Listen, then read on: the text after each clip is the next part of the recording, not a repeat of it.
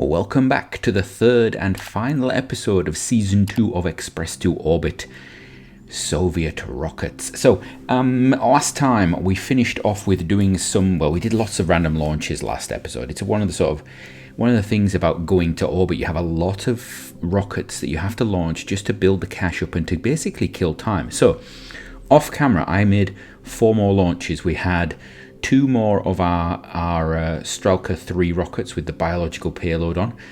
So that was launch 12 and 13, and that completed basically all of the biological payload contracts. Then we had launch 14, which was one of our film return, our Bio41 craft. However, we actually stretched the rocket that we were using on, so we actually replaced the engine with an RD102 instead of the RD100. And we stretched the tank to take advantage of that so that we could complete that mission. So that finished all of the film canister and all of the biological payload missions. We then, and I'll bring this up now, thank you, Jean, we got these advanced biological suborbital experiment ones. We have completed one of these. I think there's 3, there's 3 of them. We completed the first one, which was to 2,000 meters per second, and again all we used was the Strelka 2B, which was what we used for the final film canister one, the stretched one with the bigger engine, and we changed out pretty much the film canister and the biological capsule for an advanced biological capsule. So that's where we are. So we have a bit of money in the bank. I spent a lot of the money that we got on tech points, so you can see here, and we also got a little bit of science built up. We've gone up to 15 points in the VAB and 28 points in the R&D. Now, we are on the 19th of the 6th, 1954. In reality, we could actually be ahead, because if I'd have calculated, I've got the calculator out, and I'd calculated exactly what money we'd need where and things like that, we could have spent our tech points sooner, got to the same tech point area, and finished the missions a little bit quicker than this. So I think we're probably up to 3 months actually later than if you were playing it perfectly, could do. But I don't think we're doing too badly. I think, looking at starting to prepare for orbit in 1954, 1955 is good going for a Soviet playthrough. So what are we doing in this episode? Well, we're going to go to orbit, obviously. You can see that the tech we're waiting on is orbital rocketry. If I bring up the tech tree, we have now got all of our satellite era science materials done. We're waiting on orbital rocketry. We've got these bits of tech done down here. So the aim is, once we get this here, the orbital rocketry, we can go for orbit, and then we just have to wait for these nodes, ideally all 3 of them, to research, so that we can go for first scientific satellite. So we're looking at potentially 2 launches. Now, if I was going to continue on with this series, if I was you and I was doing this, I would, and I'll show you here, we have a Strelka 2B, that's one of the uprated stretch ones, with an advanced biological sample on there. We'd increase we'd probably launch that to complete the outstanding mission, but we're not going to do that. I'm gonna actually kill all of these, because in this episode we're going for broke. We're gonna go for orbit, so I don't want to waste a launch right now. We want launch 16 to be our first orbital launch. That's going to be in 80 days. So yeah, this isn't optimal right now, because we're going to miss out on maybe 20,000, but we're videoing this, so it's a little different. So we now have to think, right, okay, we have the ability to have 3 contracts. What are we going to go for? We have already accepted first artificial satellite. That just means we need a craft with a periaps over 150 kilometers, and it's got to stay in orbit stably for 2 minutes. Right. Well, we can't take first scientific satellite. Thanks, Jean, because we don't have the Geiger-Muller counter or the scintillation thing for doing the cosmic ray science. We can't do that yet. That would normally give us a big chunk of money. What else can we do right now? Well, we could take first polar orbit, because I think our craft potentially can do that, and it will give us about 1.5 years to do that. So I think we're going to go for that, and we're going to do that. We're also going to take the first scientific satellite, because that will give us money we can spend. It gives us funds, and it will give us time. So we're going to take that. We're going to take first polar as well, which means that we then have solar. And solar we may be able to try and do at the same time as that first, let me bring it up, as the first scientific. We can maybe do the two of those together. So we'll take first polar. Right, let's see what we can do. We need to get this tech done. So we're going to warp forward. Ooh, splashy splashy all over the place. Time to get that done. There we go. Let's go and have a look at a craft we can build. Alright, so here we are in the VAB, and because we've built our 60-ton pad, or it's about to be built, I think it's been built by now, we can go up to 60 tons with our mission, with our launch. So what have we put together? Well, first of all, we've got an old faithful at the top here. We have ourselves a little avionics unit there, a science probe. We've got a little tank of fuel, and we've got ourselves an ORM-65, which we've actually upgraded to the RDA-1 300. And you can see that's going to give us, let me just pull this to one side, it's going to give us about 1,800 meters per second. Not bad, and we'll just pull that and close the fairing on it. And then below that we've got our Scud, and we've got some interesting arrangements and stuff. We'll talk about those when we actually launch it. It gives us a bit of variation, but we've got our Scud. This is the standard version. You can see we don't get, we could actually switch it up. So I may look at that for maybe the second launch. We'll see how this one goes, but that would actually mean that we didn't need pressurized tanks, because this currently needs pressurized tanks.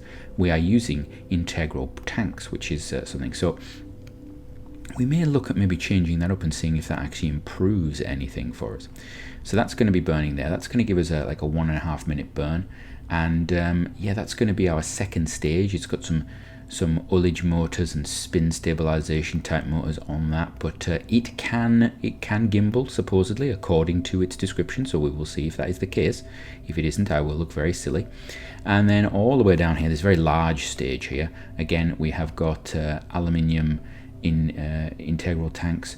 They're very large. We've got 2 meter diameter. This is the biggest sort of tankage we've done, and at the bottom here we have the RD108. And that is going to be our main sort of first stage engine. We do not have any other engines on there. We're not going to go Soyuz or anything like this. This is more like is it a Soyuz 2A or something like that, where they have a single engine, but of course they use the, they don't use an RD108 for that. But we're gonna try this. Now, why have I gone this route? Potentially we could have actually gone for the RD103. Would have actually potentially a pair of those would have actually been used. It could have been used as a first stage and would have been, I think, probably reasonably effective. However, they don't have a lot of growth in them, whereas this, if we change this upper stage here out for maybe an RD105, we massively increase the capacity of this craft to go to orbit. So that's actually what I would consider a growing step. It's a next step we can take with this craft, and it could be really a positive for us.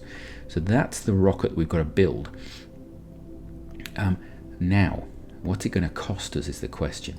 We've got 432,000 in the bank. Well, first of all, it says it's going to take 600 days. I can't believe that. We're going to say how long is it going to take? It's going to take 150 days. So we're going to tool that. That's going to be 50,000 bam straight away. Now I have already paid for the new tanks. So they have already been paid for. So that means that when I click this button, we should only have one thing that I actually have to pay for. And that is, oh no, we have a lot. All right, let's have a look. We have got the holotrusses. Right. The RD108 is the big spender. That's the big one. All these others are going to be like a credit for each of them just because of their first use. So we're going to pay that 135,000. There we go.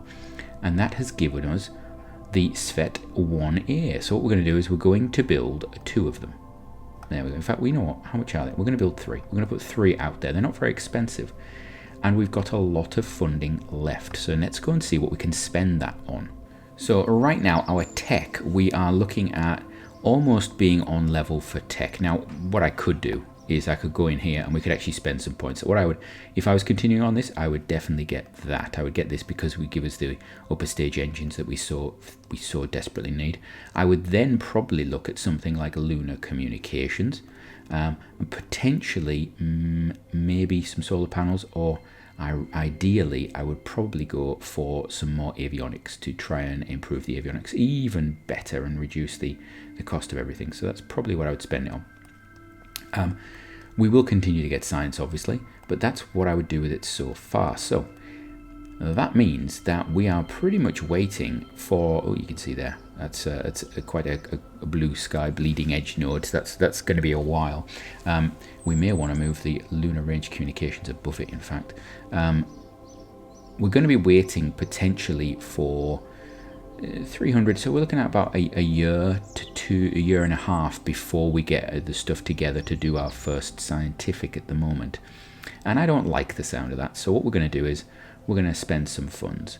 We're going to take this down to about 100k, primarily because I know we might need to do adaptations.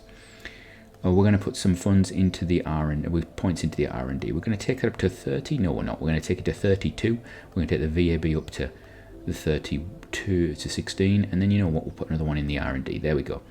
Trying to keep that ratio of 2 to 1 now that we've got it. And there we go. So we've got 143 days. Our vessel's going to be ready in 147, which is really nice. That means that once that's done, we're looking at maybe launching 2 or 3 of these maximum before we can then upgrade it with this more tech that we've got. And remember, early avionics and probes is going to improve our avionics on that craft as well, so it's going to get better. The B version will be just a better craft. So let's time warp a little bit and go and launch the first attempt at orbit that we can do. So it is the 9th of February 1955. We are in 55 now. This is nowhere near as quick as our first series, but you know, I think we've probably got a better long-term craft actually for this. It potentially, with small adaptations, can probably start looking at sending things to the moon and things like that with an increased, improved second stage, possibly a third stage. We have finished our first sort of tech that we needed to knock off, so we just got those 2 to go, and you can see those are going to be about 180 days now. So potentially after this launch and the next one, we can start thinking about, do we need one of these for the third launch? We may want to scrap that, but we'll leave it as is at the moment. So let's go launch this and see if we can get into orbit. So here we are on the launch pad. You can see we are ready to go. It's quite a striking looking rocket, that, isn't it? It looks very sort of sort of Russian, sort of American, and the colours obviously don't match any of those, but anyway, this will be launching with the lowest thrust to weight ratio I think of any rocket we have launched in this series so far, primarily because it has those 2 upper stages, and this stage burns for so long. So we've got about 2 minutes 40 seconds on this first stage. Second stage should have gimbal control and should be controllable as 1 minute 40 in effect. And then that top stage is basically uncontrollable. It's basically just a rocket on the back that we hope is going to finish off the burn. So let us have a go at this. Now, I ideally want to go polar. So we're going to put our heading as 0, but we actually are going to have to go back a little. We're going to go 3 degrees. And what I'm also going to do is we're going to bring up, let's have a look. We want orbital info. This will tell me up here what my inclination is. We want to complete that inclination, I think it's 85 to 90, 85 to 95, let's have a look. Yeah, 85 to 95. If we can hit it brilliantly, this craft should have the delta V to do that. If you actually have a look, we've got an orbital speed currently of 323 meters per second. So we might not actually need to do much other than burn to 0, but we're gonna counter it a little bit. We'll put a little bit in there and see what happens. So we are ready to go. Everything's set. Let's fire the engines up, and off we go. And it's a reasonably sort of slow takeoff because we're just not used to this, are we? And we're just going to let it climb up there, and at around about 100 meters per second we will start to turn. You can see the wonderful surroundings here. Very much not the Cape, is it? We haven't actually had a good look at this in the sunlight recently, or at all in this series. Really quite a nice view. There is grassland behind us, I think, because we managed to hit a biome of grassland, but it is a long way behind us. And there we go. We started to turn over now. We're just going to edge this craft over. Obviously, looking on the nav ball, it's facing the other way, which is a bit weird. You can see our inclination is going up. We actually started off at an inclination of around about 45 degrees. So it will not take much for us to actually hopefully get this into a polar orbit. And we're just going to keep on turning now. We're just doing a standard orbital sort of turn, the gravity turn. That's all we're trying to do. We just need to make sure that our final orbit has periaps above about 150 meters, and that with this craft should be possible. You know, it's not something we should be finding difficult. And we're just going to lean it over just a bit. The concern is, and it's one of the reasons why we built a multiple of these, is I have not really had engine failures in this series, which is a bit of a shock actually. I'm waiting and expecting one. This is the first time we've run this engine, so I am acutely aware of the fact you can actually see there not much in the way of data units. So this thing could give up, but I believe it's actually reasonably long lasting, shall we say. Right, we're starting to get up there for speed and everything. I actually need to turn over a bit more because I have been lazy and not been turning enough. So we'll get this thing over to about, oh, I don't know, about there. Get a bit of headway upon it. Right, and there we go. We're doing well now. I'm just trying to look at this apoapsis. Want that to go up a bit. We've got about 40 seconds on this engine. I'm looking at our time to periaps. That's not bad at all, actually. It's going to be interesting because maybe we should have actually gone up steeper to start with. Maybe we should have, I don't know. Let's have a think. We're going to start flattening this out now. There we go. We're going to start flattening out. We could start thinking about our fairings, but I'm not going to. We've got everything is doing really well. This flight is going well. We'll probably have a failure in the second stage because that's the sort of thing that happens. We're going to get a nice zoom in there. We're quite happy to go higher than 150. In fact, it's probably going to be better the higher we went. This has not left much room in the way of sort of error. So there we go. Second stage is firing. Oh, we had an interesting little glip there. So there's obviously a sort of an interaction with that fairing. I wonder whether I should have the fairing decouple. That might be an idea. And we'll get rid of the payload fairing there because we're well up now in altitude. What I am going to do is go... We can now go to 0 because we are above the 85-degree limit, which is good. So we can actually have a look on here and we can see it should be okay. Yeah, so we're just looking for orbit now with this, as with the other one. So even if we fail to get over 150, or even if we're just 140, this thing should hopefully bring us to orbit. We've got 2 minutes on this stage, but that's not going to be a problem, I don't think. We're going to actually put the nose down just a smidgen. I'm going to put it down by 4 degrees. Which may seem a bit weird, but we're going to finish off with this, and we're going to have to basically play it by ear a little bit as to where our final burn's going to be. So maybe 5 degrees down, or 6. I'm trying to guesstimate. I say -5 is okay. Right, we've got about 30 seconds on that, and then what we'll do is we'll spin up, and then we'll wait, and we'll probably go for ullage or ullaging reasonably on that one. I don't really like to hover for too long, but we will see. We are at an okay altitude, so we could go for circularization at this altitude, but yeah, it's a bit no, maybe not. Right, let's see. We're about to go. We've got 9 seconds on this. We're starting to get quite a lot of speed. We're very close actually to orbital velocity. I do wonder if we operated this engine and stuff, whether we could get this straight to orbit. Right. I'm not going to start spinning it yet because if these fire off on odd rates, it could actually do some interesting stuff with us. So we're going to wait a little bit. Right, I'm going to do a time warp. Do a little bit of time warp there. And you can see we're actually starting to close in on the horizon, and I should have gone a bit lower actually. Right there, we're gonna do it from here. We're gonna do it from here because we're now going to be going over the horizon. So, spin, ullage, fire. There we go. Right, we are now upon our way. You can see our apoapsis is going up a lot, as is our periaps. We have a lot of delta V on this thing. My concern is that we need that periaps to get climbing now. So there we go. We are going to be in way. Lots of moving around. We are into orbit. We've got a periaps that's okay, and I think we're just going to end it there. There we go. Right. So we should now be in orbit.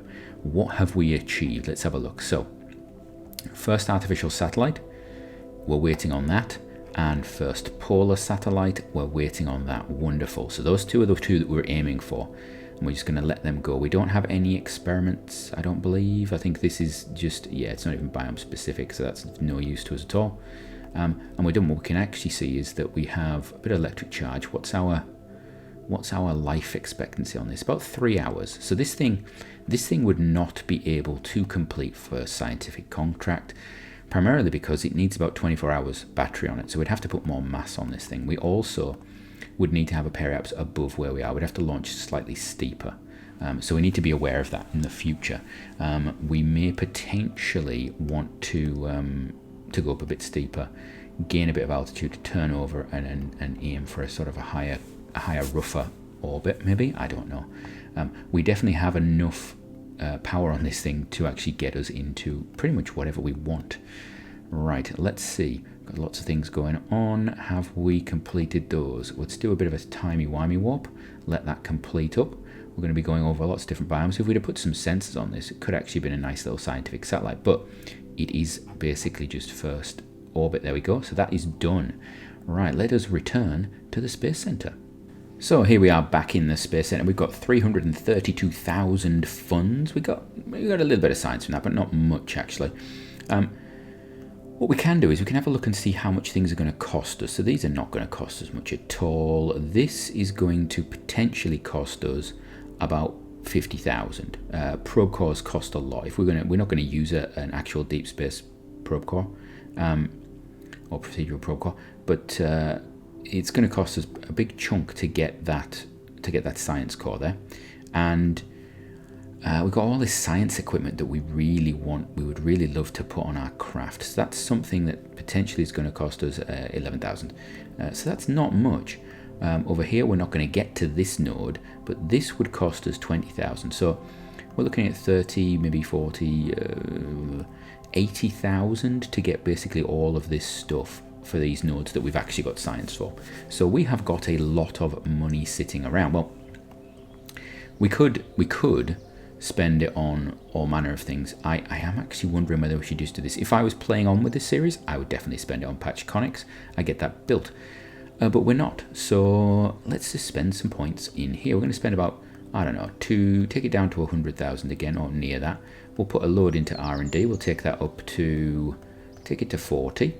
And then the VAB, we'll put some in to take it to 20, and then we'll put the last one into R&D. And this has done what to R&D? Yeah, we've cut a big swathe in that. So it's about 120 days now until we actually we've got all that tech done. So what we're going to do is I'm going to kill this one here. We're going to kill that, scrap it. What we will do is we're going to use this as a test launch. I'll do this off camera. I'll do this as a test launch to see about what if we take a steeper approach, is that possible? Or I may not even do that. We may just try it straight away with these. So let me run the time forward. We'll get this here. We'll see what time we have on the clock, and we'll build ourselves an updated version of this craft. Right, so we have gone forward to the 5th of the 7th, 1955. We have now got our early avionics and probes done. So we can click on this, and we can do that. It doesn't really do anything. We've got the science equipment here that we can now pay for. We'll get all of that. So we've got all this lovely science equipment. We probably want to do something with that. And that's us done. We also have solar panels. So we'll grab the solar panels. So that's basically all the funding spent that we want to. We've got 80,000 left in the bank. We can come over to mission control and have a look and see, is there any other missions we want? Well, we've got the Kármán line crewed. We're not touching that just yet. We've still got the advanced biological suborbital experiment thingy doodle what's it. That's something we could definitely look at doing. But we want our first solar powered satellite. We'll take that. It takes us back up to 100. So let's go modify our rocket into the version 2, and I will see you there. Right, so here we are with the Svet-1B. So what I've done is I have actually operated that Scud engine, so it now does not require pressurized tanks, so it's allowed us to put more in there. It only, however, is limited to 65 seconds of burn, so we've actually got a smaller tank, and we've got more delta V out of it. Potentially this whole thing could actually do orbit on its own without a requirement for us to do pretty much anything. So that's something we may want to consider. We could actually just do that. We could actually send that craft to orbit without a payload on the top here. So what do we want to do though? We want to, first of all, we want to get this science core upgraded. There we go. Apply that. That's not going to take much. What else do we want to do? Well, we could actually upgrade these while we're at it. We could get these uprated, and we take these back down to what I always put too much in these things, but we'll do that. We'll put that into there, and then we'll do this one. We'll take that up to early as well. Take this to a bit more, get rid of that, and put that to 60 tons because we can apply that. Okay, that's good. What's the mass of this thing? Okay, so yeah, there's a lot of delta V in there, even if we got rid of that tank there. So that's a potential we could look at if we have a problem. Although keeping this is quite nice. So scientific equipment, we definitely need to have a Geiger Muller. We'll just stick that there now. What have we got actually in here? Can we, oh actually, you know what? We don't need to stick the Geiger Muller in there. Can we actually just put it inside the craft? Let's have a look. Where's my configure experiments? What have we got? TV camera. Yeah, we'll have a TV camera. What else do I want? We will have micrometeorite detector. No, I don't really want that. Mass spec. We'll have that. I need a Geiger Muller. Where's my Geiger Muller? Come on.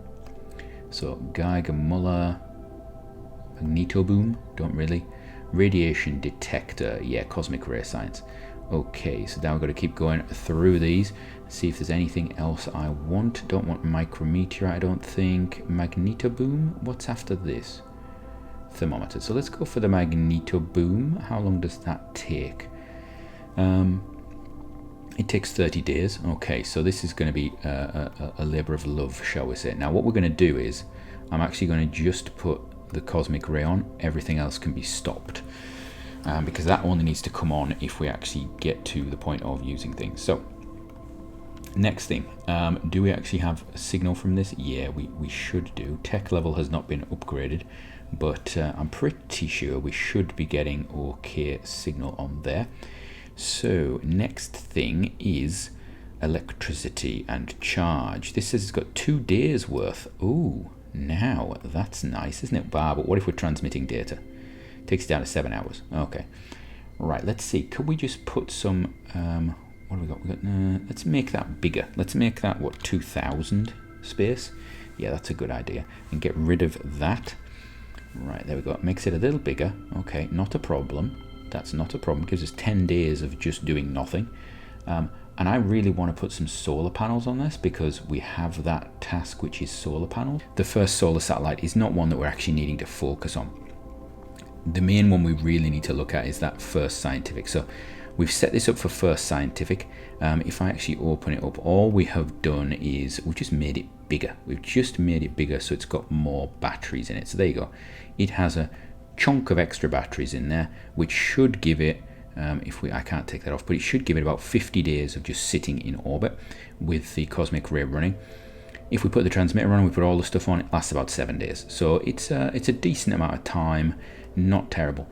I will have to have a look at the solar panel tech and just make sure I know what's going on with it, because it does seem, I mean, I know first generation solar panels are horrendous, but you know, I actually went up to a scale there where it was basically taking up more than the fairing, and it wasn't able to produce power even when there was nothing on, no antennae or anything like that. So what I would probably do is I would probably launch up something that had the antenna disabled and whatnot, and then just we would actually do that. We'd actually have no engine on the top section, get rid of it like I said, and send something that was basically just a solar panel and a probe core without an antenna running, and just have that sit in orbit, is what I would do, and that would complete that mission. But we're more interested in the big one now, which is first scientific satellite. So that is the SVET-1. We're going to check, I should need some, here we go. So we've got procedural tanks, avionics. That's all the avionics stack there. We're gonna tool those. Purchase the tooling. That's going to cost us 10,000. That's a lot for tooling, but it does drop a big chunk out of this, and our build time is actually quite high because of our higher level of tech that we've got going into the rocket there. So we're going to save that, and we're going to build 2 of those. Right. So while they're building, we have finished yet another tech. We're now on to the final of the techs that we actually had stacked up there, and because of the amount of points that we've got in our research now, we are actually rocketing through those. We would hopefully get a load of science back off these missions. SVET-1A, this is the backup craft, is just going to sit there. I'm not going to fly it. We could use it as a test craft for the launch profile and store it. I'm just going to fly this, and we're going to see if we can do it. let's see. We're going to hopefully do it before 1956 begins. I think that is a possibility. So let's get that rolled out onto the pad. So it is the 4th of December, 1956. Sorry, 1955. We're going to launch this thing. This is launch 17 of this series. You've missed 3 of them, but I think all the others we've had on video somewhere. Oh, you missed 4 of them. And this should be the final launch, unless we have a fault. So let's go launch this thing and fingers crossed complete our target of getting first scientific orbit. It is sunrise at the launch complex and we are pretty much ready to go. So what do we need to be taking into account? We need to be remembering that. Let's have a look. Where's our parameters? We need to remember that first scientific orbit, we have to be over 200 kilometers. That's going to be a challenge for us with this rocket, actually. I'm wondering whether we actually use some of these ullage material. That's potentially an idea. That is an idea, isn't it? If we decouple that, and I wonder if we could do that. I wonder if we could actually I wonder if we could set it so that now the only problem I've got is that we had a problem where these fairings interact with that, so I'm a little concerned. But maybe we decouple, then we ullage. That's an idea. I don't know if those ullage motors are going to be good enough to do it. So maybe we try that. We're going to try that. We're going to try and go up. Then we'll let it coast for a bit. Hopefully it'll be high enough in the atmosphere so it doesn't go completely kaput skid. Fire the ullage motors, fire that, then we'll get rid of the thing and fly on with our direction. Might be the best idea, just to allow us to coast upwards a little bit, because that second stage has a very short burn time on it. In fact, all of the upper stages have short burn times. They're actually pretty much the opposite of what you'd want, but for refining launches. But we'll see what we get. Right, engine's on, perfect. Let's go. Start the engine up, and there we go. And we are away.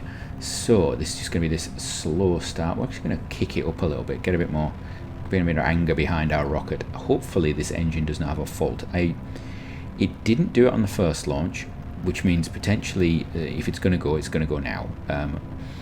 I don't mind it because of the extra delta V. We've got so much delta V on this craft. If it's going to go, I don't mind it going at the end, because we can actually adapt that second stage, third stage combo to be a bit more interesting for us. I don't think that's the right thing, actually. I think it's these ones that I want. But we can have a look actually when we get up there. Right. What I'm going to do is I'm going to hold it. Probably we'll hold it at around 45 for a bit longer than normal. We're going to pull it down to 45 now. Actually, it's been a terrible gravity turn there. I'm assuming I can get to orbit with this stage, but actually, in looking at it, the way I'm flying this thing today, probably not actually.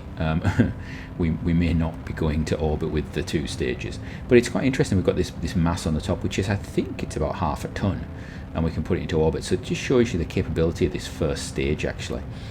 Right, there we go. We are going to go, I think we're actually going to go quite high. We're going to go and aim for about, I want to say about 400, 500.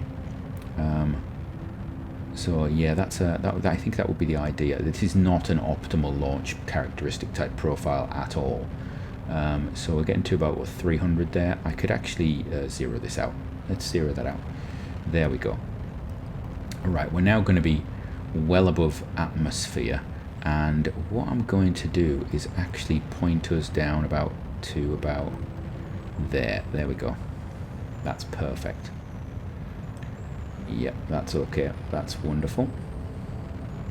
So that's going to just hold us for a while. And now we're going to decouple. Is that going to catch? That's the question. Because this stage has some interesting sort of meshes. There is some interesting mesh goes on there. Right, what is that? What are these ones? That's the top. Those are the ones at the bottom. Right, so I don't want these ones. I want these ones here. Okay. Right, and the other thing is I can actually get rid of the fairings. So let's get rid of the fairings. Okay. I want to put this on the 0 mark, do that, and we're going to wait for, quite a while actually. See, we're now, there we go, we're now unsettled, so we need to be aware of that. We're gonna let this thing just go for a bit. You know what, I shouldn't have worried. We're actually going to be above the atmosphere when we do all this, so as long as the engine lights, it's not a big problem. We just need to be aware of that. So this is going to need about 30 seconds from impact, sort of thing. Right, there we go. Right, let's do this now. Let's fire those ullage motors. There we go. Fire that. There we go. There we go. And it goes a bit crazy. That's okay. Right, we are on our way. Hopefully this stage can give us what we need. If it cannot, then we will fire the next stage up and go for it. It's very interesting. It's very sort of, you know, oh, what's that there? That's a bit, oh, that's the fairings. Okay, right.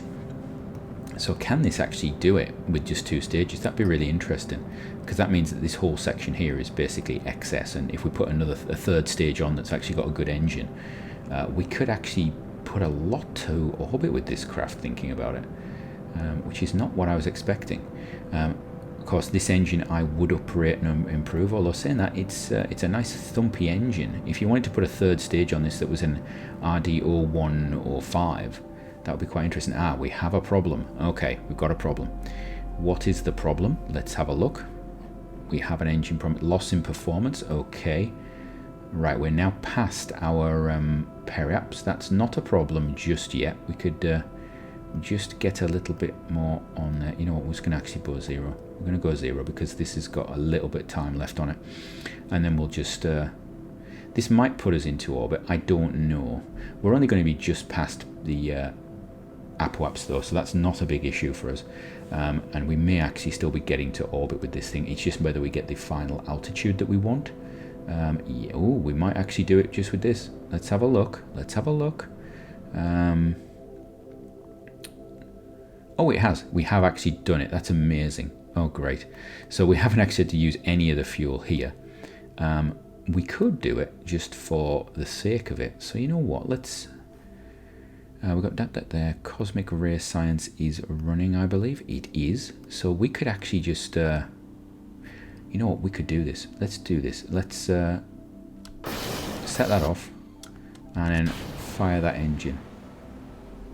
Oh, we have a problem. What has happened? Did we have a fail on it? Yeah, we had a failed ignition. Okay, well, that's lucky that we managed to complete the task then, isn't it?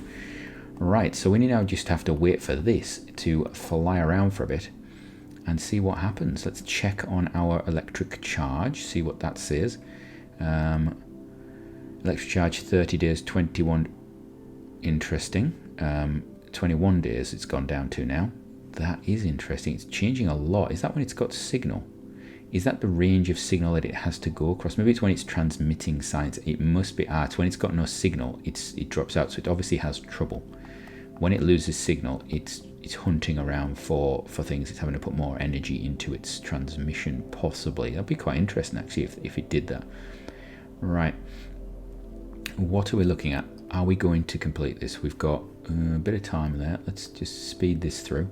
A few things you can enjoy. This flashing lights going past. That's not the most attractive of probes, is it? 3, 2, there we go. Done. Sorted. Right. All good. I think that's positive. So now we can just turn this on, turn that on, turn that on, turn that on. And we are looking at what, a long time for cosmic ray, 30 days for the magnetic, an hour for mass spec, and 19 minutes for visual imaging. And of course, the visual imaging will do biome specific, I believe. Yes, it does. And because we launched at quite a high inclination, 45 degrees, it's going to get quite a few different biomes. So there we have it. We are done. We have first scientific orbit, first scientific satellite in orbit in 1955, the 4th of December. It could have been quicker. We could have been a little bit more optimizing of our spending of science points. We held off a bit there. We've also got, a big chunk. I think we've got almost 100,000 funds still in the bank when we launched this craft. Now that will have gone up a lot, obviously, but that 100,000 could have been used 12 months ago because we've actually been holding a bit of money in the account. So, It is quite possible to put a craft up into orbit as the Soviet Union, using only their technology without using any of the plane tech or anything like that, by the end of 1955, and it's actually a craft that potentially you could continue to use for satellite missions, and possibly with a little bit of uprating you could use for lunar missions, or at least for lunar flybys. So that's the end of the series. If you'd like any more series like this, if you've got any suggestions, please comment down below, like, subscribe, all those things. I would love to hear ideas from other people. So from me, have a great one.